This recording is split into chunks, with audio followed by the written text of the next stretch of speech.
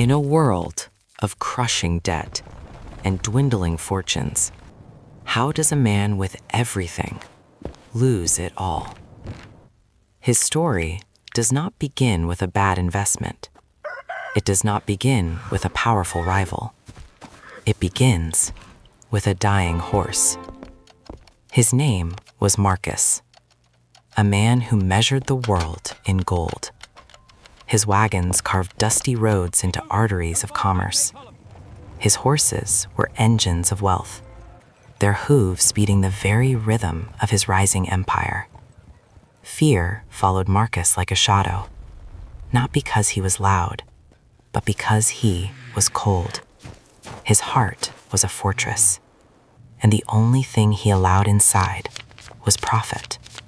For Marcus, everything had a price, a value, and if something ceased to be useful, its value dropped to zero. In the darkest corner of his sprawling stables stood a living ghost, an old black horse named Shadow. This was not just any animal. This was the horse that had built Marcus's fortune. Shadow had crossed impossible mountains, weathered desert storms, and outrun bandits, his back laden with Marcus's most valuable goods. He was the original asset, the foundation. But foundations crumble. Time had been cruel. Shadow's powerful legs grew weak. His eyes, once so sharp, were now clouded and blind. He was no longer an asset. He was a liability, and Marcus had no room for liabilities. Shadow was pushed into the darkest stall, a place where the sun never reached, forgotten. Erased. His value written down to nothing. In that same land lived a man whose entire world was worth less than a single one of Marcus's horses.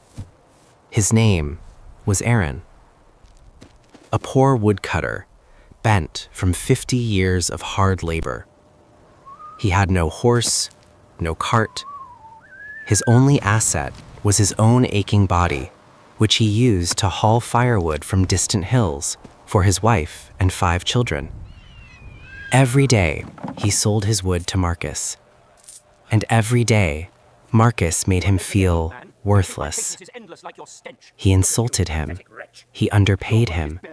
He spoke to him as if he were less than the dust on his boots. Aaron never fought back. Not from weakness, but because the hunger in his children's eyes was sharper than any insult. One day, Aaron delivered wood directly to the stables. His eyes first fell on the strong, well-fed horses, their coats gleaming like polished stone. Then his gaze drifted to the dark corner, and there he saw him, Shadow, standing perfectly still, his bones sharp beneath a thin coat, his blind head lowered in silent surrender. Aaron's chest tightened. In that broken horse, he saw a mirror of his own life. 2 creatures who had worked until they were empty, and then were discarded. Slowly, Aaron approached. He lifted a rough, cracked hand and gently touched Shadow's neck. The horse did not flinch. Instead, he leaned into the touch. The first act of kindness he had felt in years. And in that silent moment, a bond was forged. 2 souls, rejected by the world, found value in each other.